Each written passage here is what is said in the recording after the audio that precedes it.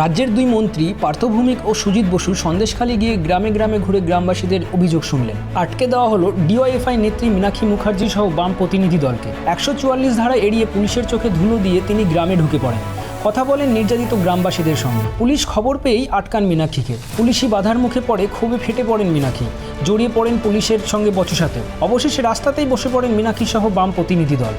যে পুলিশ আধিকারিকরা আটকেছেন তাদের বিরুদ্ধে সন্দেশখালী থানাতে গিয়ে অভিযোগ জানাতে চাইলেও তার অনুমতি দেয়নি পুলিশ। তার অভিযোগ, তাকে বেআইনিভাবে আটকে রেখেছে পুলিশ। 144 ধারা জারি থাকলে কিভাবে রাজ্য দুই শাসক দলের নেতা ও মন্ত্রী পুলিশের নিরাপত্তায় সন্দেশখালী গ্রামে ঘুরে বেড়াচ্ছেন? পুলিশের এই দ্বিচারিতা নিয়েও প্রশ্ন তুলেছেন মীনাক্ষী। পুলিশের বিরুদ্ধে এই নিয়ে মামলা করারও হুমকি দিয়েছেন তিনি। কিছু অভিযোগ আছে, জমি মারধর এবং তার সাথে জমিতে জল ঢুকিয়ে দেওয়া। একটি গ্রামের রাস্তা আছে, যে রাস্তাটা ঢালাই ছিল, রাতারাতি কোন নীতিতে সেই রাস্তাটা ঢালাই থেকে মাটি হয়ে গেল। আর ওই সমস্ত জমির আসলে আগের জমির চরিত্র কী ছিল, এখন কী ছিল, এই সমস্ত বিষয়ে আমরা ওসিকে এখন কমপ্লেন জানিয়ে তারপর আমরা যদিও মীনাক্ষীর অভিযোগকে একেবারেই উড়িয়ে দিয়েছেন মন্ত্রী পার্থ ভৌমিক। তিনি দাবি করেছেন তারা দলের পক্ষ থেকে সন্দেশখালী আসেননি। সেচ দপ্তরের মন্ত্রী হিসেবে পরিস্থিতি খতিয়ে দেখতে সন্দেশখালী এসেছেন এই দুই মন্ত্রী।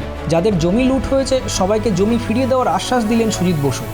ওনাদের এই মহিলারা ওনাদের অভিযোগের কথা ওনারা বলেছেন, আমরা শুনেছি। আমরা তার সমাধানের রাস্তা করছি এবং সমাধান হয়েও যাবে খুব তাড়াতাড়ি। দিদি কি সরকার মে মহিলা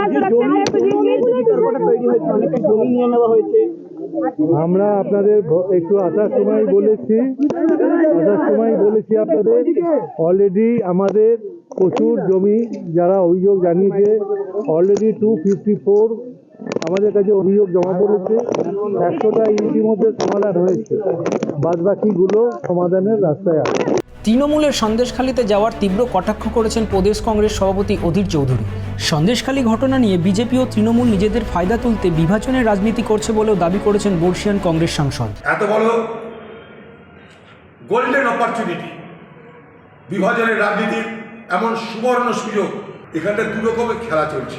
এক, শাসক দল যেমন তার ড্যামেজ কন্ট্রোল করার চেষ্টা করছে, তেমনি শাসক দল এই ঘটনাটাকে একটা সাম্প্রদায়িক রং দেওয়ার চেষ্টা করছে। হিন্দু আর মুসলমানের দ্বন্দ্ব বলে একটা সাম্প্রদায়িক রং দেওয়ার চেষ্টা করছে। সামনেই লোকসভা নির্বাচন, তাই সন্দেশখালীর ঘটনাকে হাতিয়ার করে সব শিবির নিজেদের পালে হাওয়া টানতে চাইছে। কিন্তু কবে গ্রেপ্তার হবেন শেখ শাহজাহান, কবে হাসি ফুটবে সন্দেশখালীর বাসিন্দাদের মুখে, সেই উত্তর এখন অধরায় থেকে গিয়েছে।